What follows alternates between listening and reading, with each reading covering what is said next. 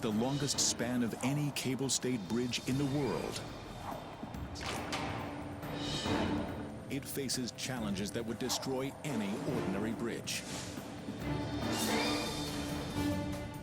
The water is too deep, the seabed too soft, and an earthquake fault line cuts through the middle. How do you design a bridge to overcome nature's worst? What does it take to build one of the world's mega bridges?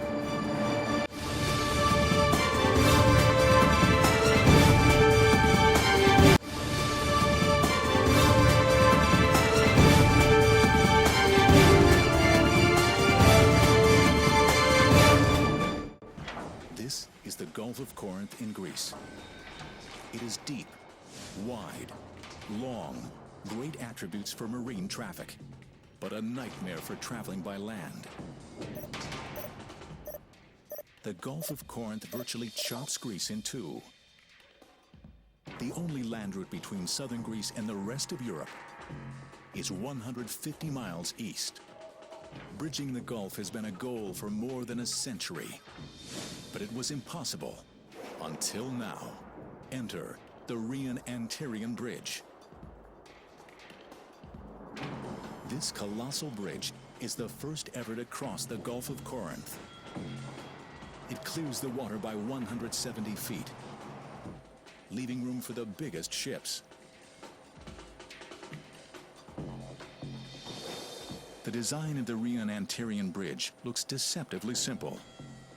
368 sleek cables, 4 conical towers, a yellow ribbon of roadway. At night, it glows. But the true brilliance of this bridge is how it overcame the enormous challenges of building here.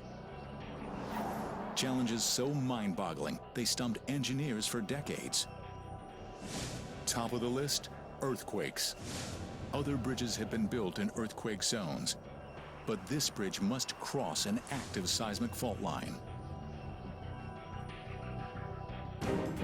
And it gets worse. The water here is extremely deep, 200 feet. No bridge anywhere had been built with foundations this deep. It would take a daring plan to overcome these hurdles. April 1996, the only link across the Gulf of Corinth is ferry boat. In perfect weather, it takes 45 minutes. A bridge would reduce that to 5. So for decades, the Greek government had solicited new bridge designs. Nothing ordinary could succeed. Yet designers' options are limited. Virtually all bridge designs are based on just 4 bridge types: beam, arch, suspension, and cable stayed. Choosing the right starting design is crucial. The main criterion is length. The Rio-Antirio Bridge must be 1 1/3 miles long. The longest bridges in the world are beam bridges. But this design would be a disaster in the Gulf of Corinth. The flat road spans must be supported from below every few hundred feet. The hundreds of support piers would block major ship traffic. It is a non-starter. An arch bridge can stay clear of huge ship traffic, but to span the Gulf of Corinth would require an arch bridge 4 times bigger than ever built before. It is too risky. Another dead end. A suspension bridge can leap the farthest of any design. Enormous cables stretch from one shore to the other. Shorter cables hang down from the main cables to hold the roadway. But all these steel cables make suspension bridges expensive. Billions of dollars. Greece cannot afford to build one. Suspension is out. This leaves only one option: a cable-stayed design. Here there are no expensive main cables. Instead, the smaller cables hang directly from towers. But no cable-stayed bridge ever built could survive the demands of the Gulf of Corinth.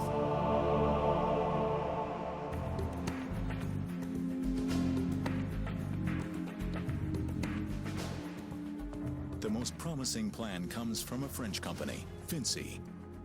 Vinci's design would attempt to build the world's longest continuously suspended road span. It would require 4 consecutive towers, something never before tried. A 7,000-foot roadway would hang from the giant towers. This means the towers would bear the entire weight of the bridge. To support this enormous weight, the towers must be planted on extremely solid ground.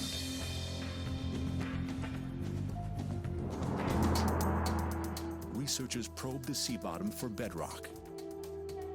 At 50 feet, there is only silt, sand, and clay. 300 feet, still no solid ground. There is no bedrock even 1,500 feet deep. It is a major setback. They cannot build record-setting bridge towers without sturdy ground to support them. During earthquakes, the loose seabed here liquefies. Towers could tilt and destroy the bridge. Vinci's plan will not work. So Vinci engineers return to the drawing board and emerge with an even bolder plan. Their idea? Strengthen the sea bottom by embedding 100-foot long metal cylinders, hundreds of them under each tower. In an earthquake, the pipes should hold the soil firm. It has never been tried. No one even knows exactly how to do it. But the plan is convincing, and Vinci wins the contract. Vinci should be careful what they wish for. Every step brings a new challenge. And the Greek government imposes a big one. The bridge must be completed in 5 years, or the builders must pay huge financial penalties. Summer 1999. Construction begins. The team's first hurdle? Invent a machine to install the soil reinforcement pipes. Each pipe is a massive 100 feet long and 6 feet wide. They need to drive the pipes with precision, so they need a floating platform that is perfectly steady. At normal depth, the builders could use a 4-legged barge. The legs extend to the seabed and hold the barge steady against current and waves. That is impossible in the Gulf of Corinth. The seabed is too soft, and the legs would not reach the deep bottom. So engineers here invent another first. They start with a barge called Lisa. Crews remove the legs and replace them with enormous chains. Each chain gets an anchor made of concrete slabs, 1.5 million pounds worth.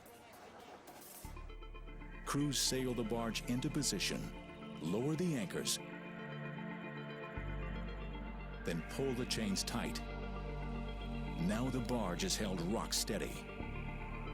Having a stationary platform is only the first half of the puzzle. How do you guide the massive pipes through 200 feet of water? With precision. To do it, workers must fit Lisa with an enormous frame. The frame holds a guide tube that moves to exact locations using GPS.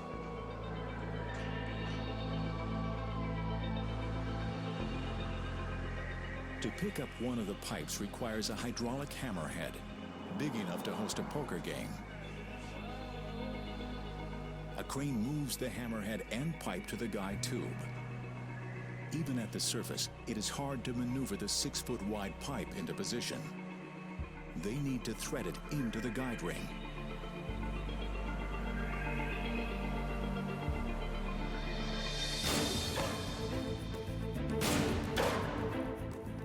Now the pipe must be rammed into the seabed.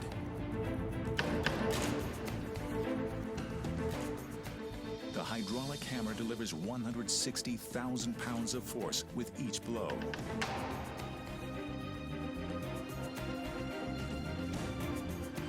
The pipes might strengthen the seabed, but they create a new problem. The towers have to rest on a perfectly flat surface. Builders must add a layer of gravel 10 feet thick.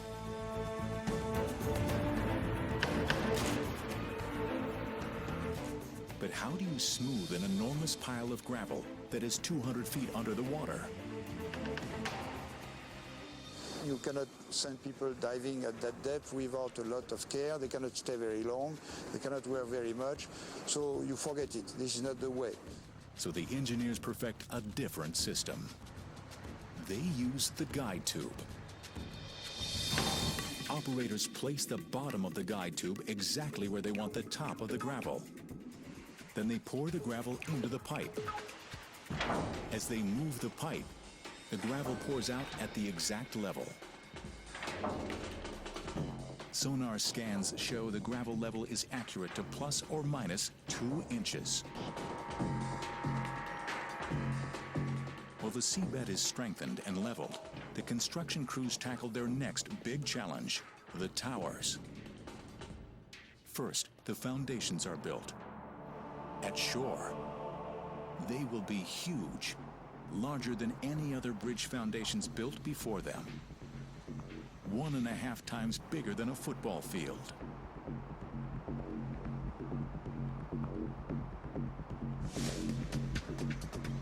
Crews start the foundations by laying down a dense base of steel reinforcement bars. It takes 4 million pounds of rebar to make the framework for just one tower foundation. Now comes the concrete. Nearly 5 million gallons of the stuff, but there is a problem. Crews cannot simply pour it on. The dense web of rebar interferes with the flow and creates air pockets. Workers must force huge vibrating wands deep into the wet concrete. This compacts the concrete, making it stronger. At this stage, the foundation looks like an enormous flying saucer. If only it could fly. It has grown too heavy to lift. How can crews move it out of dry dock?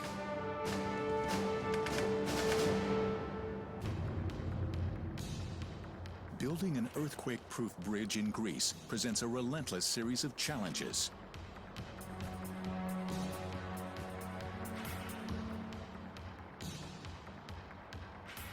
Virtually every step requires ingenious solutions.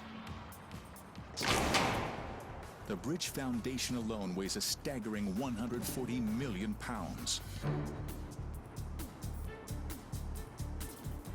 Much too heavy to lift it off dry land. So engineers designed this colossal structure with 32 air compartments. Incredibly, it can float. The construction area is flooded, and the foundation does float. But to move it takes an engine with 25,000 horsepower. They bring in an icebreaker from Norway. One thing's for sure, people aren't used to seeing an icebreaker in Greek waters. The foundation extends 40 feet underwater. Now comes the real challenge. It needs to grow into a tower, 745 feet tall. But if workers had continued building in the shallow dry dock, the foundation would weigh too much. It would be like an ocean liner stuck on a sandbar. They will have to build the tower while it is floating. The foundation is moored in very deep water. Construction continues. Endless cement trucks, barges of supplies, hundreds of workers. Observers witness commotion but see little progress. The pier never seems to get higher, because as the pier grows, the whole tower sinks lower under the added weight. Its real height is never visible from ship or shore.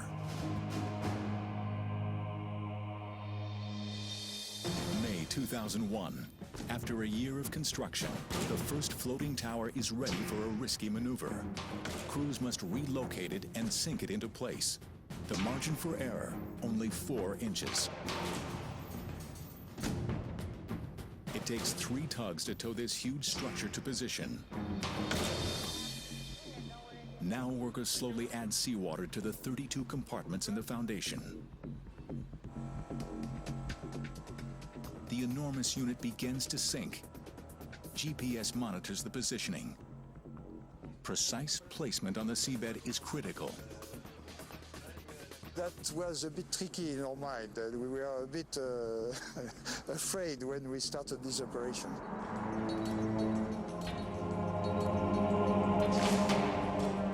The team has good reason to fear this step. Inch by inch, they lower the tower toward the floor of the Gulf. Winches on the tugs guide it. Everything goes perfectly until the moment before the foundation touches the bed of gravel. Suddenly, the anchor to one of the tugs slips.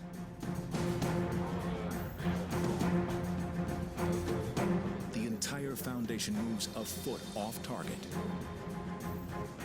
A foot is 3 times the acceptable margin for error.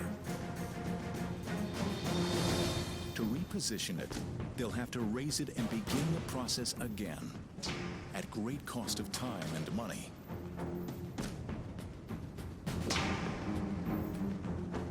But engineers come up with an elegant solution.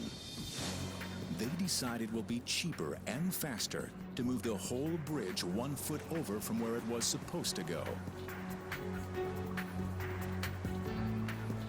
Engineers recalculate where to put the remaining 3 foundations so they will line up with the first.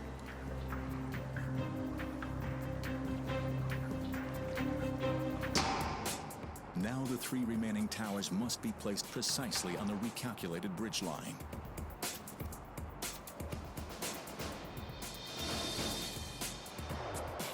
Designers of these towers faced a troubling dilemma. You need to build strong to survive earthquakes, but the more a structure weighs, the more it is impacted by earthquakes. So, to reduce mass, the pier shafts are hollow.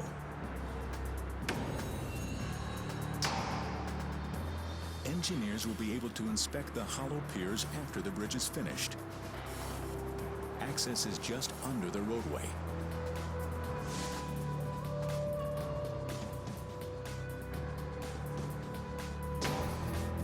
Stairs lead down, and down, and down. This level is just the bottom of the pylon head. You take a ladder from here, and that leads to more stairs. Hundreds of them. Even this is not the bottom of the pier. It's just water level. A door provides access for outside inspections and fresh air.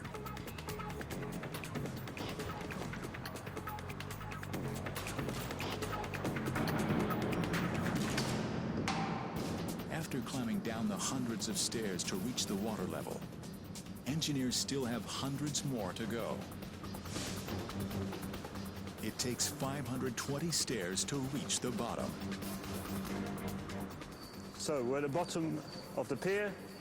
We're 200 feet below the sea level, and below the concrete is the seabed. At these great depths, it is not surprising that the sea tries to force its way in. It is surprising that crickets are hiding down here, somewhere.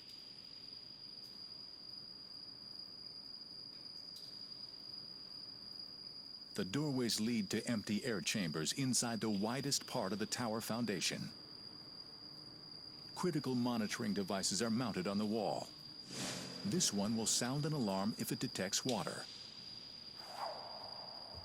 An accelerometer registers the slightest movements of the tower during earthquakes.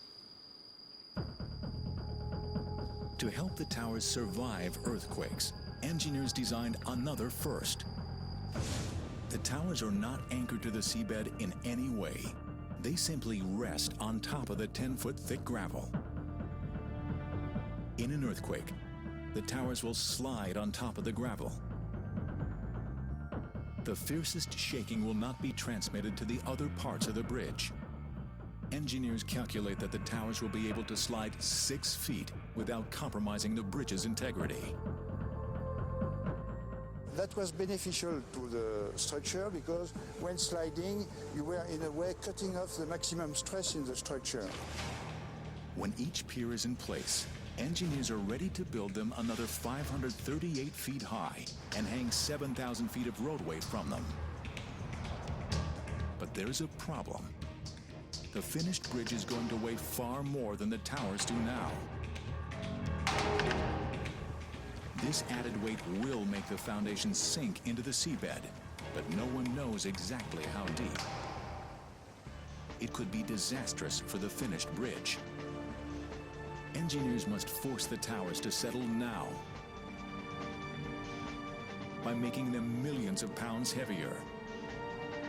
The solution? Seawater.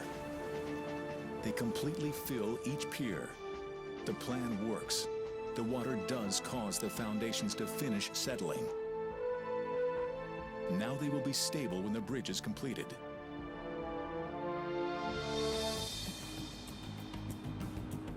May 2002, 2 years to deadline. Each tower is a major construction site. Barge after barge delivers concrete. The need is insatiable.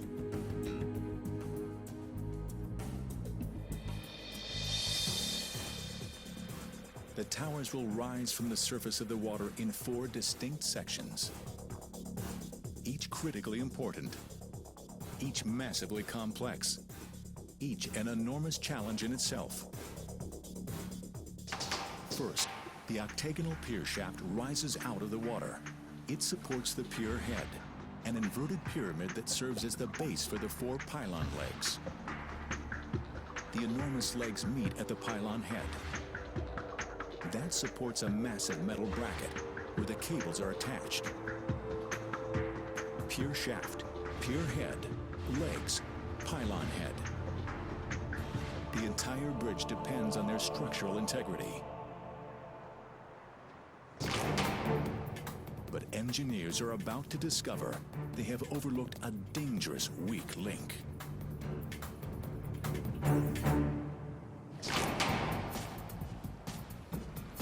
Greece's Gulf of Corinth hides an active seismic fault line. So the design for the new Rio-Antirio Bridge must protect it from the inevitable, earthquakes. On the bridge towers, the most complex sections are the pier heads. They are 52 feet high, with sides that widen to 130 feet. Construction is well underway when new calculations reveal a dangerous design flaw.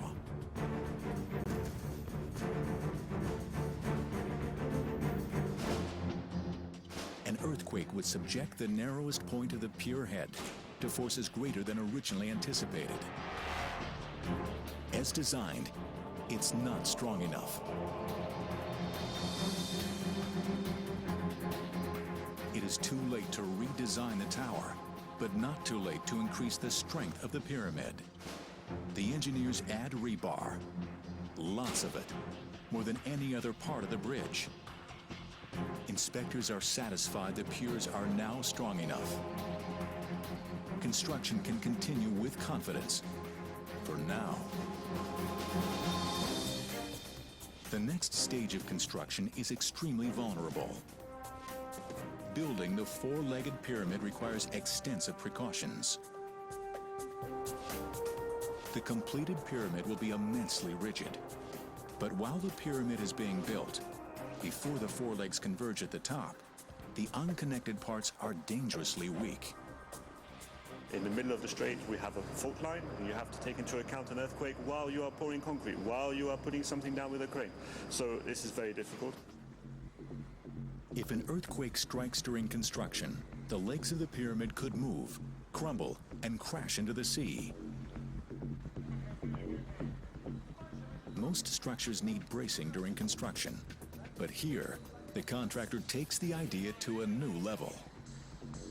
4 massive cross girders brace the legs at 4 different levels. a total of 16 gigantic crossbeams. It is an enormous amount of scaffolding, and it is all temporary. It will be taken down when all the pieces are in place. That is a massive amount of time, money, and materials. But it's like an insurance policy. You pay, then hope you never have to use it. When the towers are finished, one of the 4 legs will get an elevator.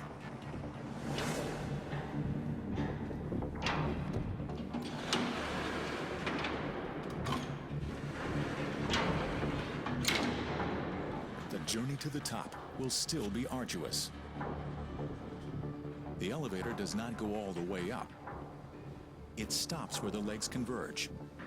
That is the pylon head, and it has one of the most important jobs on this cable-stayed bridge. It holds the 100-foot-tall blue steel bracket that secures the cables. The entire load of the roadway is anchored here through the cables. When complete, these gargantuan towers rise 538 feet above sea level, almost as tall as the Washington Monument. But there's another 207 feet hidden under the surf, so the monument would be dwarfed if placed beside the entire tower. April 2003. There are 20 months to the deadline, but there is a new urgency. Greece has been chosen to host the 2004 Olympic Games. If the bridge can be ready 5 months early, the Olympic flame can cross it on its way to Athens. The builders pledge to make it happen. At shore, workers fabricate roadway sections. Assembly starts with massive steel beams. It will take 186 deck sections to build the roadway across the Gulf of Corinth. The deck segments come off the assembly line, ready to be installed on the bridge. They are already fitted with anchors for the cable stays. They even have guardrails for the pedestrian walkway. But first, they need to be carried from shore to the middle of the Gulf. That is easier said than done. Each segment is larger than a tennis court. How do you lift 600,000 pounds into the air, over water? The solution is a specialized floating crane called the tack lift. It can hoist the huge roadway sections 170 feet up, carry them to the bridge, and hold them dead steady while they are installed. The work begins today and every day at dawn. The tack lift picks up a single section of roadway and inches into the Gulf. Yesterday's section went right between the tower legs. It cantilevers high over the water, waiting for today's section.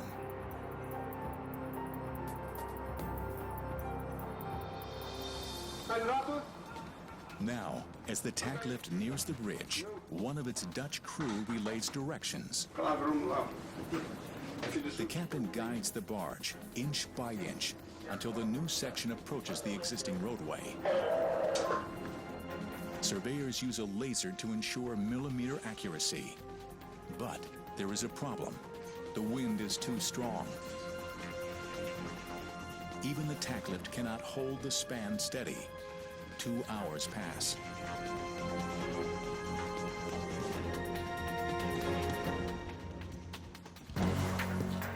Finally, workmen can use a huge temporary brace to secure it in place. Another team bolts it to the existing roadway. And for a short time, it becomes the new end of the unfinished highway. Once the crane backs away from the bridge, one cable is attached to each side of the new deck segment. The other end of the cable is anchored to the bracket in the pylon head.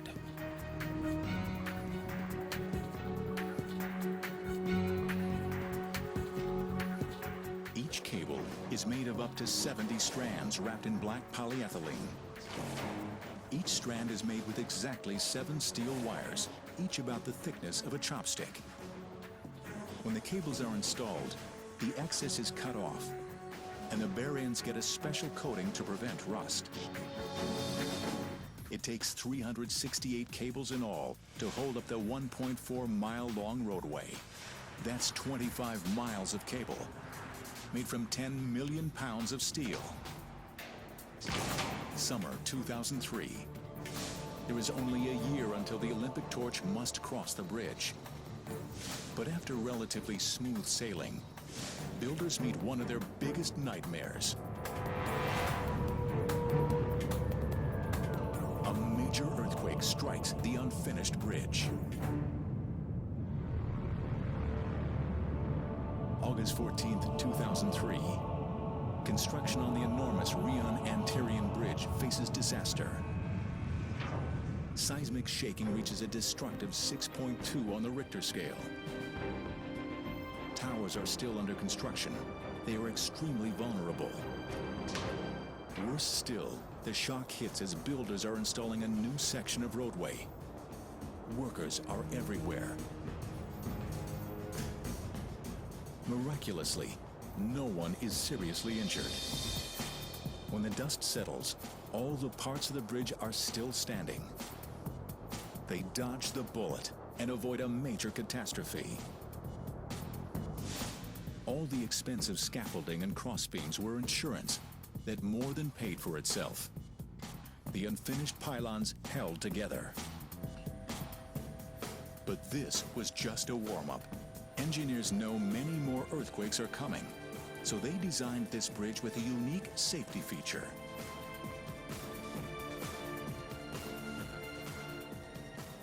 When you see the bridge from a distance, you really expect that it's going to be sitting on the pylons. And as you can see here, there is no vertical contact between the yellow deck and the concrete. This is the unique thing about this bridge, is that we're suspended to the cable stays, we're suspended to the top. The entire roadway is like one giant swing. In an earthquake, it will be able to move freely, isolated from the most violent shaking. But the very design that protects the bridge in earthquakes makes it vulnerable to high winds. The challenge is how to build a roadway that will not rock in the wind, but will rock during violent earthquakes. To hold the deck in place in bad weather, designers create an innovative system of giant struts. In heavy winds, this main strut holds firm. It does not allow the roadway to move. But when we have something a little bit more extreme, like an earthquake or something which is a load over a certain limit, this is going to run out of action. It's going to break effectively. Inside, a small part is going to break, and the 4 dampers around it are going to take the movement. The dampers act like shock absorbers on an automobile, only these are enormous. They allow the roadway freedom to move, so it is not damaged in a quake. It keeps it from swinging too violently or impacting the towers. And the deck is going to move to side. It's going to absorb this energy of the earthquake. And we're not going to have a catastrophic event on the road or on the pylon. Yeah? So we're going to absorb the energy of the earthquake. It's important for the bridge to be able to move. So we need to let the deck move and absorb this movement with the dampers. The dampers will allow the roadway to move more than 16 feet. It would be a rough ride, but the roadway would survive. Another difficult design challenge was predicting the behavior of the cables. All cables vibrate, but too much vibration will damage the bridge. So engineers here incorporated 2 technologies to help solve potential future problems. An untrained eye could easily overlook them, but they are hiding in plain sight. Built into each cable is a collar. If the cables on the Rio-Antirio Bridge vibrate excessively, engineers can attach an additional cable that links each collar with the next. It would be like muting a harp by putting a hand on the strings.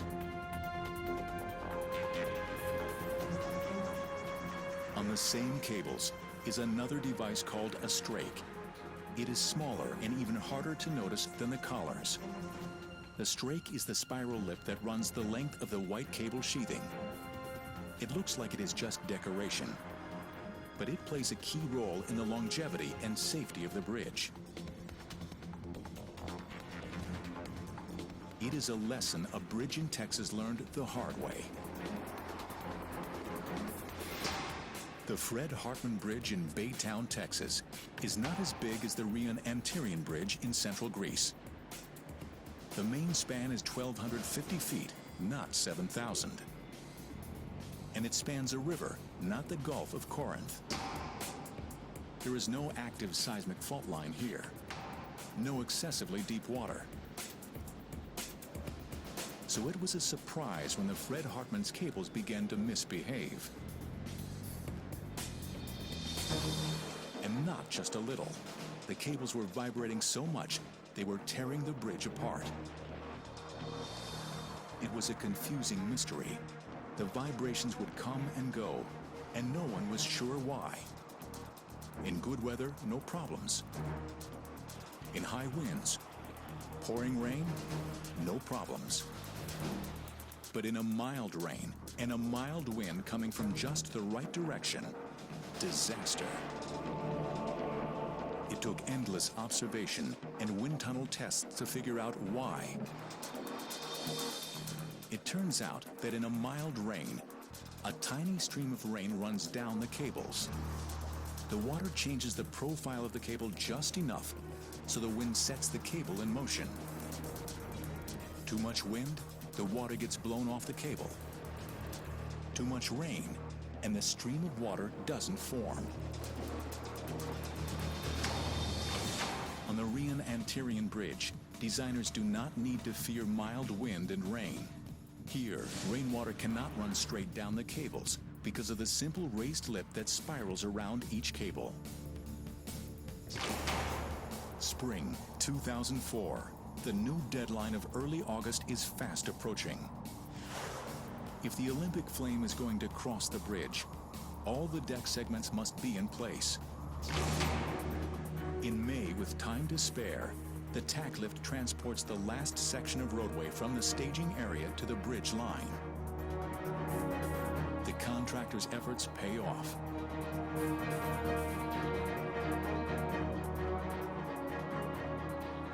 Greek authorities see the Olympic flame cross their spectacular new bridge.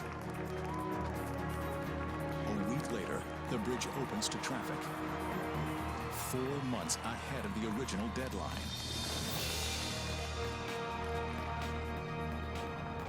For the contractor, it means a bonus for opening early. But work on any bridge is never really finished.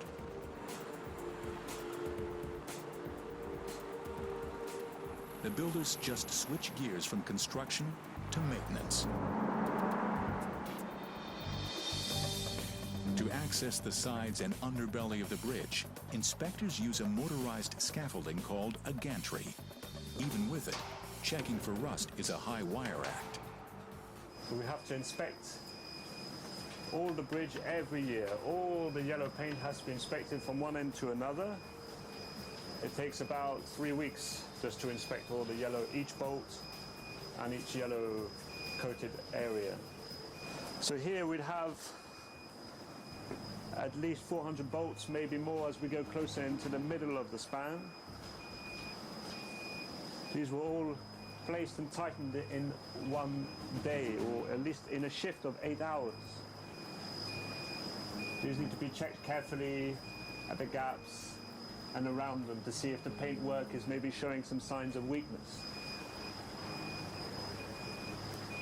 It's not easy to inspect all the structure while it's being constructed. There's bound to be a few little points which have been left behind, despite the thousands and thousands of inspections which have taken place during the construction.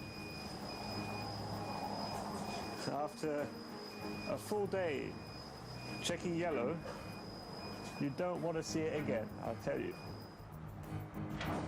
Maintenance on this superstructure is never routine. Teams need special training, and they need physical strength to access the far reaches of the bridge.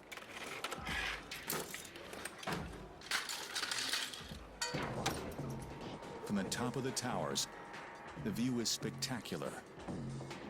You can see for miles.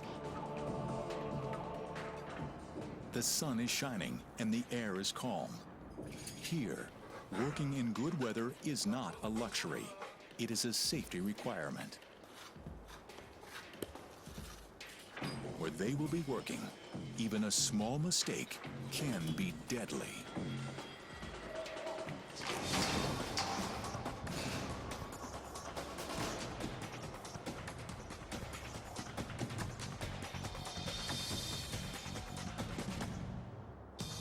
These daredevils are called alpinists. As in mountain climbers, the bridge construction company has flown them to Greece from France because they are specialists in bridge maintenance. These alpinists can get to places that barely qualify as places. They anchor their safety line by drilling a single hole,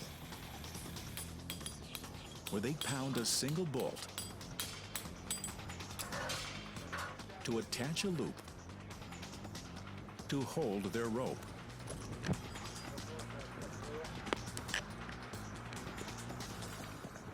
Dans le métier, toujours aussi. 10 years of this job, and I'm still scared up here.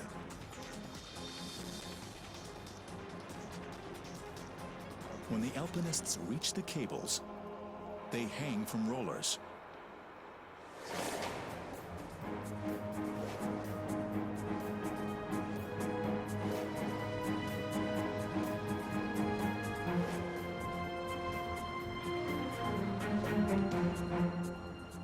If they spot any place that might allow moisture to penetrate the covering around the cable, they dap it with caulk. It's like caulking in a bathroom, only here there is no floor.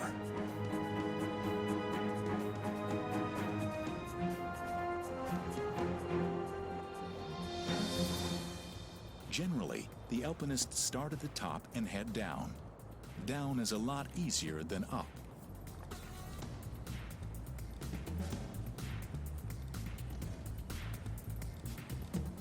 They will repeat these trips for months until they have checked all 368 cables. The men can be up here half a day at a time, so each brings a water bottle. If they drink the whole bottle, there is a good chance it will be full again before they come down.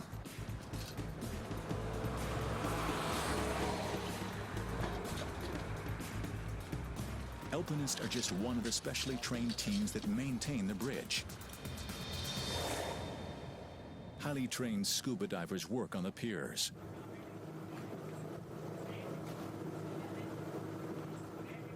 The strong current makes it a challenge just getting to the pier.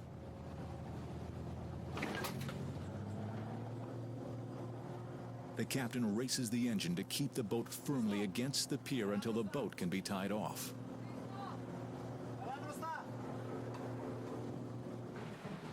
The water is so cold, divers wear watertight dry suits to stay warm. They use liquid dish soap to get a comfortable fit.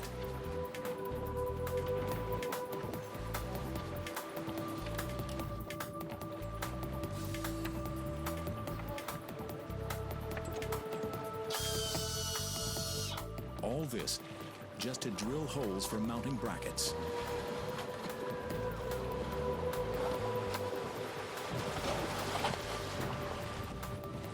They will be down for hours.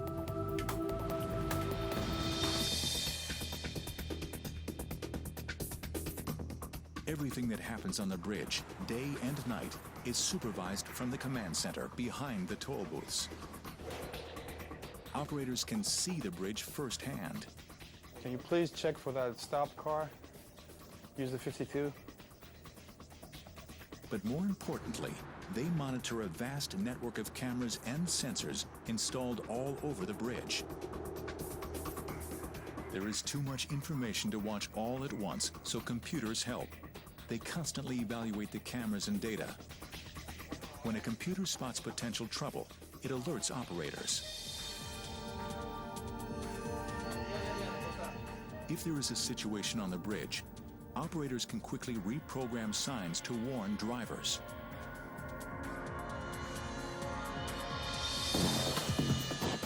The Rio-Antirio Bridge faces a combination of challenges that no ordinary bridge could survive. Strong earthquakes, exceptionally deep waters, fast currents, and weak seabeds. And these dangers are piled onto the risks that every megastructure faces. One of the most heart-stopping is lightning. A single bolt can wield 1 billion volts of electricity and can reach a vaporizing 54,000 degrees Fahrenheit. Not something you want near a bridge. But lightning loves metal and will seek the highest point around. So bridges make lightning's A-list. How can the Rio-Antirio Bridge dodge a bullet from Zeus?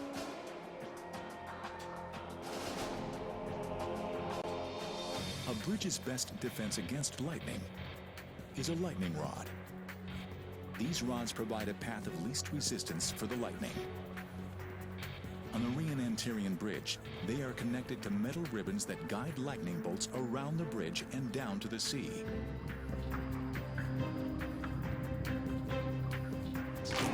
An electronic monitor on the tower records each time lightning strikes here.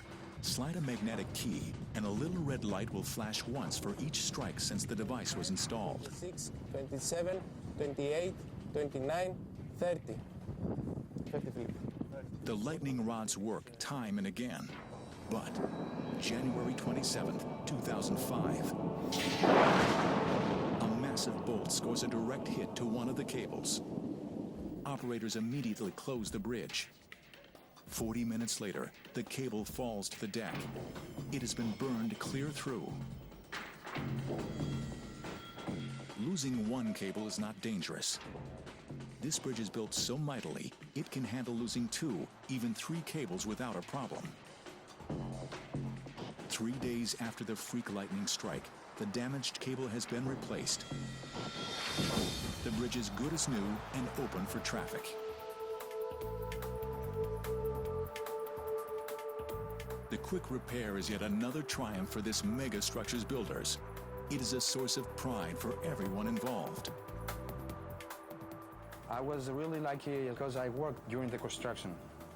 When I talk about the bridge to my son, that, your daddy built it, And I hear it from him sometimes. He says, let's go to the bridge, my daddy's bridge, And that makes me really proud. The European Union had designated the Rio-Antirio Bridge as one of their most urgent construction projects. Now, this bridge has literally changed the geography of the region.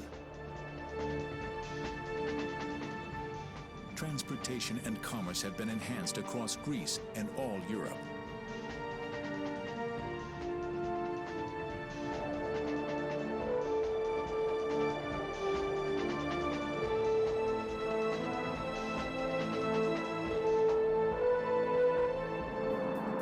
More than 100 years after Greek Parliament proposed building a bridge here,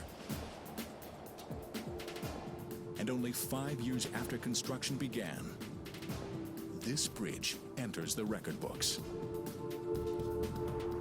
The longest cable-stayed suspension bridge in the world, with the longest fully suspended continuous deck, over 7,000 feet.